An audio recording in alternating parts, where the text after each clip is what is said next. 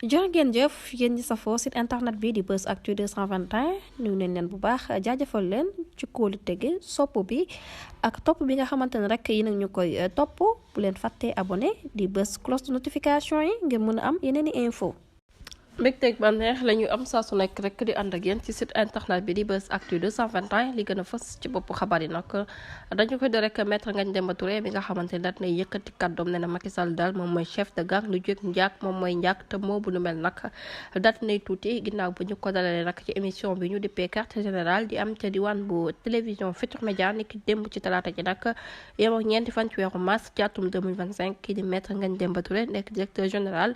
bu société des mines bu Sénégal daal dina réagir ci déclaration bi nga xamante ne rek porte-parole du gouvernement bi di Moustapha Ndiek Sarré daal di woon na koy def ginnaaw bu mu waxee ne rek ki fi nekkoon président de la république di Macky Sall moom chef de gang la kaddu yu nu mel nag daal di woon lay jur coow ginnaaw scandale financier yi nga xamante ne rek moom la ñu daal di fësal ci lu tukkee ci rapport bu Cour des comptes kii di Maître Ngagne Demba Touré ne nag kàddu yooyu ñu jagleel Macky Sall comme chef de gang nekk na mbir moo xamante ne rek dara garaawul ca comme ni ko nit ñi di waxee waaye nag daat ni ñuy dund nag ci biir réew bi di Sénégal jëfu banditisme dëgg te métti na lool te ki ko waral du kenn ku dul moom ne na nag kanta kii di Moustapha Ndiek Sarré kàddu yi nga xamante ne daal dina koy yëkkati ne na Macky Sall nag chef de gang la ñenn ñi daal di gis ne rek yooyu le kàddu waruñ koon wax moom ci jëmmi boppam rek ne na daal bu mënoon a utiliser beneen moo nag bu gën a garaaw boobu rek dina ko utiliser ndax nag kàddu yi Moustapha Ndiek Sarré daal di wax ci moom dafa daal di oyof ci naka noone nag moom avocat bi nag mel na ni rek lii di ay waxam daal di wul koy noppaale nee na nag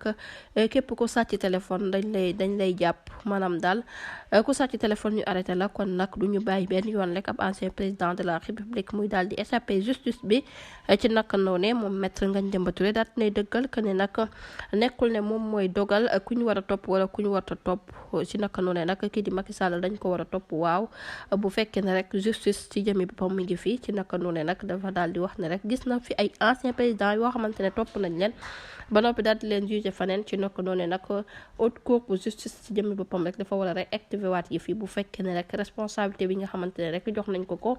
ci scandale yi nga xamante ne moom moo lëmbee réew mi jamono ji ngir mu mën a tontu nag ci yooyu le ak tam di kàddu yi kii di Maître Ngagne Demba Touré jërë ngeen jëf ci ànd bi bu leen fàtte abonné